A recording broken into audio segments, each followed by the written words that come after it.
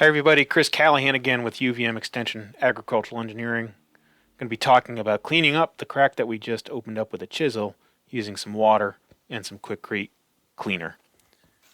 See the items here, we got a wire brush, the Quikrete cleaner, that mayonnaise jar is a diluted amount of the cleaner. Follow the label on the cleaner.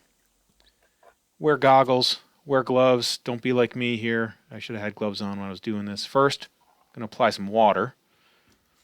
Then we're going to take our diluted cleaner and apply that to our wetted surface. I found after this that using a spray bottle is a much better approach. So this cleaner is specifically made for cleaning the face of concrete to do a repair job like this.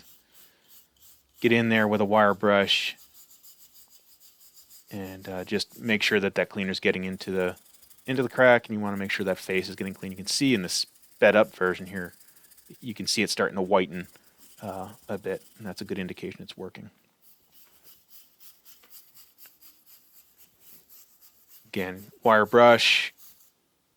You can put a wire brush attachment on a drill or a grinder to speed this up. This is what it looks like when it's done. You can see that face is quite clean.